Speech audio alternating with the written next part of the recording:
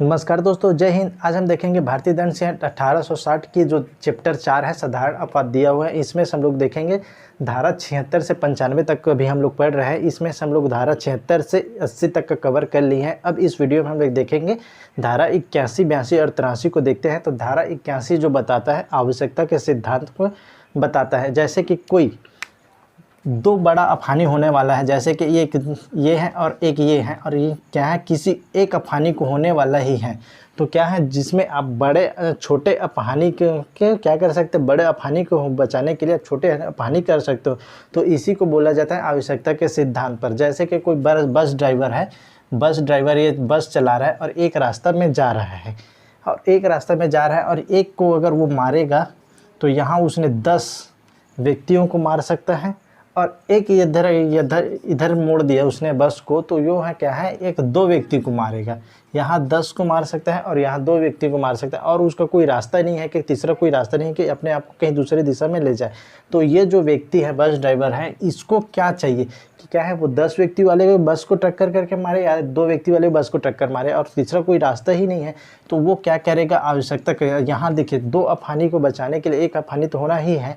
तो क्या है, जो बड़ा अफानी है उसको बचाने के लिए क्या है, छोटा अफानी कर सकता है। इसी को क्या है बोलते हैं, आवश्यकता के सिद्धांत कहा जाता है कि आप बड़ा अफानी को बचाने के लिए आप छोटा अफानी कर सकते हैं। ये बताता है आवश्यकता के सिद्धांत, जो धारा 81 है। धारा 81 का जो बेयर एक्ट लैंग्वेज है उसको हम लोग पढ़ते हैं, फिर उसको आगे समझेंगे। क्या पता है, कार्य जिससे अफानी कारित होना संभाव्य है। कार्य जिससे है अफानी होना निश्चित है, संभाव्य है, उसे कोई दो राय ही नहीं है। किंतु जो आपराधिक आशय के बिना, देखिए, और यहाँ जो मेन पॉइंट है आपराधिक आशय के बिना, क्या है, यहाँ जो है आपराधिक आशय के बिना, यहाँ जो बस ड्राइवर है बिना आपराधिक आशय का होना चाहिए।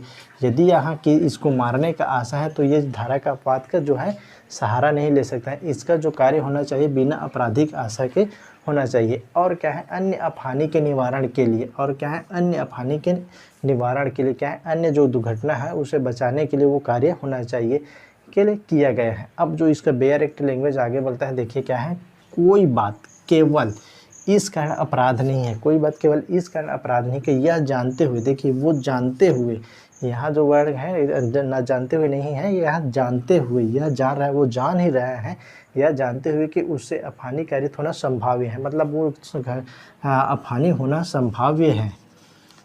यदि वह अफानी कारित करने के किसी आपराधिक आशय के बिना, और आपराधिक आशय के बिना क्या है, उसका आपराधिक आशय नहीं होना चाहिए, आपराधिक आशय के बिना होना चाहिए। देखिए क्या, जैसे दुर्घटना हुआ है और उस दुर्घटना में, यहाँ जो दुर्घटना हुआ है उसमें तो अफानी होना क्या है, जानते हुए कि अफानी होगा ही, संभाव्य है, उसको टाला नहीं जा सकता कि घटना होना ही है। तो क्या है, यदि वह अफानी कारित करने के किसी आपराधिक आशय के बिना, और उसका जो क्या है, जो घटना घटे होगा वो उसका आशय नहीं होना चाहिए, वो इसका इंटेंशन नहीं होना कि इसका क्षति पहुंचा देगा, इसका क्षति पहुंचाने को उसका आशय नहीं होना चाहिए। और क्या है, और जो बताता है व्यक्ति या संपत्ति, देखिए यहाँ दोनों को लागू होता है ना, यहाँ व्यक्ति को भी और प्रॉपर्टी को भी, दोनों को भी लागू होता है, संपत्ति को। और अन्य अफानी के निवारण के लिए, और अन्य अफानी के निवारण के लिए, परिवर्जन के लिए करने के लिए सद्भावना पूर्वक की गई हो, तो वो क्या है, जो अपराध करेगा वो अपराध नहीं होगा, इस धारा के अंतर्गत उसे बचाव मिल जाएगा। इसी को बोलता है आवश्यकता के सिद्धांत। तो जैसे कि कोई ट्रक ड्राइवर है, ये ट्रक ड्राइवर है और इसके पास एक ही है कि ऐसी सिचुएशन में है ये कि ये घटना होना तय ही है, ये संभाव्य, जानते हैं कि ये घटना होना संभाव्य है। और अगर वो एक बस को मारता है ट्रक्कर, तो वो क्या है, इससे 10 लोगों की मृत्यु हो सकती है, और दूसरे अगर रास्ते वो मुड़ता है तो सिर्फ उसे 2 लोगों की मृत्यु होगी। तो ये क्या है, क्या इसको कि बिना किसी आपराधिक आशय के बिना, ये इसका कोई आशय नहीं है कि वो किसी व्यक्ति को मारे। और क्या है, इसमें क्या है, अन्य घटना के परिवर्जन के लिए, क्या है, अन्य घटना के परिवर्जन के लिए होना चाहिए, मतलब इसको बचाने के लिए ये होना चाहिए। तो क्या है, इसमें सीधी बात एक है कि जो गए हैं 2 घटनाओं में, अगर आपको बड़े घटना और छोटे घटना में चुनना है तो आपको क्या है, हमेशा छोटे घटना को ही चुनना है। तो यही एक सिद्धांत आवश्यकता के सिद्धांत है। तो इसमें क्या है, आपराधिक आशय के बिना, और क्या है, व्यक्ति या संपत्ति के अन्य अफानी के निवारण के लिए क्या है, परिवर्जन के लिए सद्भावना पूर्वक की गई है। यही जो बात बता रहे हैं कि आप अगर कोई कार्य कर रहे हो जिसमें आप ऐसी स्थिति में पाते हो तो दो बड़ी घटना होना ही संभव है, तो आप उसमें से किसी एक छोटी घटना को चुनें। यही इसके आवश्यकता के सिद्धांत है। जैसे इसमें एक दृष्टांत दे रखा है, उस इसमें दृष्टांत का देख रखा है का एक बड़े अग्निकांड के समय आग को फैलने से रोकने के लिए गृह को गिरा देता है। वह इस कार्य को मानव जीवन या संपत्ति को बचाने के आशय से सद्भावनापूर्वक करता है। यहाँ यदि यह पाया जाता है कि निवारण की जाने वाली अपहानि इस प्रकृति की है कि और इतनी आसान थी कि क का कार्य माफ़ी योग्य है, तो क उस अपराध का दोषी नहीं होगा। देखिए क्या है, क ने जो कांड किया है दीवार गिराने का, वो क्या है अन्य घटनाओं को अपहानि के लिए किया गया है, इसलिए जो क का कार्य होगा इस दृष्टांत में वो क्या है माफ़ी योग्य है। तो इसी तरह का एक केस है, इसमें आर बनाम डेडले स्टेफन, ये एक इसका फेमस केस है। इसमें क्या हुआ था, चार लोग क्या है समुद्र में जाते हैं और चारों जाने के बाद थोड़ी देर होने के बाद वो क्या है उसकी जो सामग्री रसद खाने पीने का सामान है वो सारी चीज़ ख़त्म हो जाती है और चारों लोग इस स्थिति में पाए जाते हैं कि उसमें से अगर किसी एक को मारा नहीं जाए तो अपने आप को बचाया नहीं जा सकता है। तो इसमें से चार व्यक्ति में से एक व्यक्ति जो अवयस्क था, 18 वर्ष से कम था, उसको इन तीनों व्यक्ति ने जो डिडले स्टीफन और ब्रूस नाम से व्यक्ति था, तीनों व्यक्ति ने क्या है एक अवयस्क को मारकर उसके मांस को खाकर उसने जिंदा रखा। जब ये जो क्या है समुद्री बीच से वापस आए तो इसकी इतनी स्थिति गंभीर थी कि अगर उस व्यक्ति को मार कर ना खाया होता तो उसका बचना मुश्किल था। लेकिन क्या है इन लोगों के द्वारा क्या है आवश्यकता के सिद्धांत को यहाँ लागू करने के लिए सोचा गया, किंतु जो माननीय न्यायालय है उसके द्वारा यह कहा गया कि यहाँ कोई ऐसी आवश्यकता नहीं थी कि उसकी मृत्यु कारित किया जाए। तो ये जो केस है इस केस में इसमें आवश्यकता के जो सिद्धांत को लेकर चल रहा था, लेकिन इसमें जो माननीय न्यायालय ने सीधा से इनकार कर दिया कि यहाँ कोई ऐसी आवश्यकता नहीं थी जैसे कि 18 वर्ष से कम बच्चे की मृत्यु की जाए। तो इस केस में क्या है इसको लागू नहीं किया गया है आर बनाम डिडले स्टीफन में। तो इस तरह का है धारा 81 जो है आवश्यकता के सिद्धांत है, जहां आप किसी ऐसी घटना की स्थिति में पाए जाते हो जहां आप बड़ी घटना के निवारण करने के लिए आप छोटी घटना कर सकते हो। और ऐसी क्या है उसमें क्या है आपकी क्या होना चाहिए आशा, आपराधिक आशय नहीं होना चाहिए और सद्भावनापूर्वक किया जाना चाहिए कि क्या है अन्य घटनाओं के अपहानि कारण के लिए होने चाहिए ये सिद्धांत। अब हम जो देखते हैं धारा बोल देते हैं धारा 82 जो बताता है, धारा 82 बताता है 7 वर्ष से कम आयु के शिशु के कार्य। देखिए जो 7 वर्ष से कम आयु शिशु है यदि इसके द्वारा कोई अपराध किया जाता है तो ऐसे अपराध से पूर्ण रूप से उसे मुक्ति दिया जाता है, पूर्ण रूप से दायित्व रूप से मुक्ति है।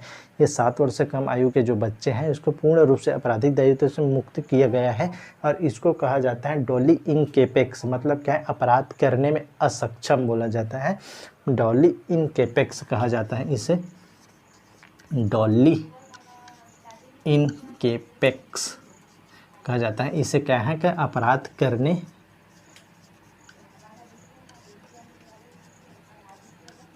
में असक्षम,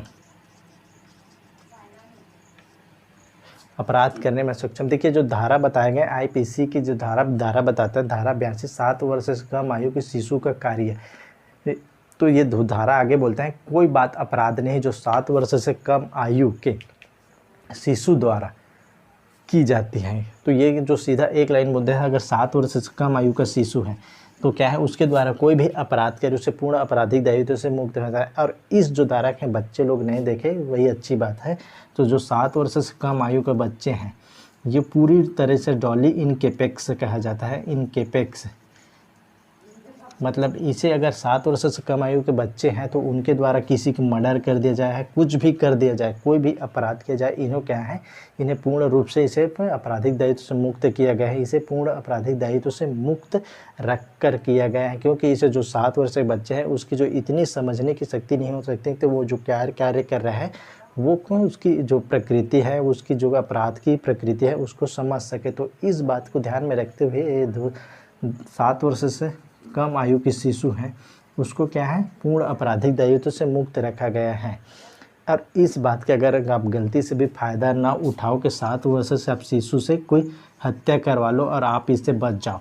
ये जो 7 वर्ष शिशु है आप इससे बच सकते हो, लेकिन आप उसमें क्या है दुष्प्रेरणा के रूप में, अबेटमेंट के रूप में आप दंडित हो सकते हो। तो आप इस बात के ध्यान रखो, अगर आप कोई देख रहे हो तो इस चीज़ को कि अगर 7 वर्ष से आप कोई शिशु हैं उसके अगर आप किसी हत्या या कोई अपराध कराने के सोच रहे होंगे तो ऐसा आप मत करना, क्योंकि अगर आप 7 वर्ष से कम अगर शिशु से के द्वारा कोई अपराध कराते हो तो ये जो शिशु है ये तो उसके आपराधिक दायित्व से पूर्ण रूप से मुक्ति हो जाएगी, इसके कोई सज़ा नहीं होगा, ना कोई FIR होगी इसके खिलाफ।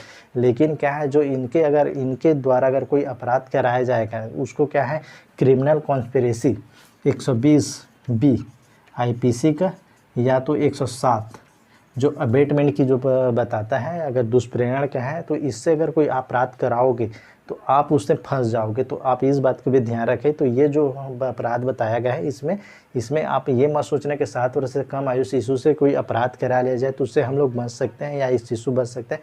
इसे अगर अपराध कराओगे तो इस तरह का जो शिशु रहेगा उसको ऊपर पूर्ण रूप से दायित्व है, लेकिन अगर आप इससे यदि कोई अपराध कराते हो तो आपके ऊपर जो है धारा 107 जो अबेटमेंट का है IPC में उससे आप फंस सकते हो, या तो धारा 120 में आप उसमें फंस सकते हो। ये है क्या है ये बताता है लाइबिलिटी, बताता है क्रिमिनल लाइबिलिटी। अगर इसके द्वारा दुष्प्रेरण करते हो इसके ज़रिए तो आप इसमें फंस सकते हो। तो आप इस बात का ध्यान रखना कि ये जो धारा है सिर्फ वो बच्चे के लागू है, आपके ऊपर लागू नहीं होगा। ठीक है, तो ये बात बताया है 7 वर्ष से कम आयु के शिशु के लिए, इस नाम से जो है इसके क्रिमिनल लोग में ज़्यादा दिमाग मत लगाना, है ना। अब दो आगे हैं धारा 83 बताता है 7 वर्ष से ऊपर किंतु 12 वर्ष से कम आयु के अपरिपक्व समझ के शिशु का कार्य। मतलब देखिए जो 7 वर्ष से ऊपर है और 12 वर्ष से के नीचे है, मतलब 7 से 12 वर्ष के बीच में है, तो इनके द्वारा अगर कोई अपराध किया जाता है तो इनको क्या है सीमित आपराधिक दायित्व से मुक्ति। मतलब उसको क्या चेक करेंगे, उसके मेंटल स्टेटस को चेक करेंगे, उसकी अपराध को समझने की प्रवृत्ति को ध्यान में रख के इसमें दंडित किया जाता है। तो इसमें क्या है सीमित दायित्व है। इसमें अभियुक्त को जो आरोपी है बच्चा है उसको साबित करना है कि वो क्या है उस प्रकृति को समझने में असमर्थ था। तो इसका जो बेयर एक्ट लैंग्वेज है उसको हम लोग समझने का प्रयास करते हैं। कोई बात अपराध नहीं है जो 7 वर्ष से ऊपर और 12 वर्ष से कम आयु के ऐसे शिशु द्वारा की जाती है जिसकी क्या है जिसकी समझ, देखिए यहाँ मेन खेल क्या होगा जो धारा 83 में है उसकी सिर्फ समझ के लेकर ही मेन चीज़ है। इसमें समझ इतनी परिपक्व, इतनी मैच्योरिटी नहीं है, इतनी परिपक्व नहीं है कि वह उस अपराध उस अवसर पर अपने आचरण की प्रकृति जो वो कर रहे हैं वो आचरण की प्रकृति और परिणाम का निर्णय कर सके। तो इसमें जो है सीमित दायित्व की मुक्ति है। जो बच्चे जो 7 वर्ष से ऊपर हैं लेकिन क्या है 12 वर्ष के बीच में है, तो इसके द्वारा अगर कोई अपराध किया जा सकता है तो किया जाता है, तो उसको क्या चीज़ को ध्यान रखेंगे, उसकी समझ की परिपक्वता, उसकी मेंटल स्टेटस कितनी थी, उसकी समझ कितनी परिपक्व थी, अपराध करने में कैसी सूझबूझ के अपराध किया है या सिर्फ ऐसे ही उसने बालपन में अपराध कर दिया या उसके प्लानिंग के तहत अपराध किया है, उसकी क्या है मेंटल स्थिति, अपराध की प्रवृत्ति और उसके परिणाम, उसके सोचने समझने की शक्तियों के ध्यान में रख कर ही इस जो सेक्शन है धारा 83 का जो 7 से 12 वर्ष के जो शिशु है उसको क्या है सीमित दायित्व से मुक्ति रखा है। यदि वो परिपक्व नहीं है, समझने में सक्षम नहीं है और अपराध किया जा सकता है तो उसके इस अपराध के छूट दिया जा सकता है। लेकिन यदि वो अपराध करने में पूर्ण रूप से समझने में उसकी प्रकृति को जान रहा है, वो क्या कर रहा है उसके परिणाम को जान रहा है, वो अपराध के पूर्ण प्लानिंग के तहत किया जा रहा है, तो ये क्या है इसको उसे उस जो अपराधी बाल अपराधी है उसको क्या किया जा सकता है, उसको दंडित किया जा सकता है। तो जो 7 वर्ष से 12 वर्ष के बीच में यदि कोई है तो इसके द्वारा अगर कोई अपराध किया जा सकता है तो उसको दंडित किया जा सकता है। लेकिन अगर ऐसे बचना है तो उसको क्या साबित करना होगा कि वो उसको जो अपराध कर रहे थे उसकी प्रकृति इतनी अच्छी नहीं थी, वो समझ नहीं था, इतनी परिपक्व नहीं थी तो उस अपराध की प्रकृति परिणाम को समझ सके। तो ये एक धारा 82 और धारा 83 बताता है जो बाल अपराधी होता है, जिसे क्या कहते हैं बालकों देख रेख संरक्षण अधिनियम भी लागू होगा इसमें। तो ये जो धारा 7 वर्ष है तो इसको पूर्ण रूप से क्या है आपराधिक दायित्व से मुक्त है। लेकिन क्या है जो धारा 83 बताता है 7 से ऊपर है किंतु 12 वर्ष के बीच में है, इसको सीमित आपराधिक दायित्व से मुक्त रखा गया है। इसमें मैं एक फेमस केस बताता हूँ, मतलब खुद मैंने आंखों में देखा है अपना। 2 बच्चे थे, 2 बच्चे हैं इसमें क्या है, दोनों बच्चों ने, एक ने क्या है खेल खेल में पुलिस बन के, और इसने चोर पुलिस के खेल खेल में इसने क्या है एक की क्या है चाकू से उसकी हत्या कर दी एक बच्चे के। ए मान लो यहाँ चोर है और यहाँ सॉरी बी यहाँ चोर है और ए पुलिस है। तो यहाँ दोनों बच्चों ने चोर पुलिस के खेल में क्या है चाकू या कैंची से किसी एक की हत्या कर दिया, बी का हत्या कर दिया, और इसने क्या है जो हत्या की है उसकी जो उम्र है 7 वर्ष से कम है। तो क्या इसके ऊपर जो अपराध होगा, क्या इसने ऊपर ट्रायल चलेगा, क्या इसे एफआईआर होगा? तो जो अपराध किया है, जो बच्चे 7 वर्ष से कम है, इसके द्वारा कोई आपराधिक नहीं होगा, कोई अपराध दायित्व से पूर्ण रूप से मुक्त है। इसको किसी भी प्रकार से ना तो एफआईआर होगी और न ही इसे सज़ा दिया जाएगा और न ही इसकी जेल दाखिला होगी। तो इस प्रकार जो धारा 83 बताया गया है पूर्ण रूप से आपराधिक दायित्व से मुक्त रखा गया है। इस प्रकार हम लोग देखे हैं धारा 81, 82 और धारा 83। धन्यवाद। Keep watching.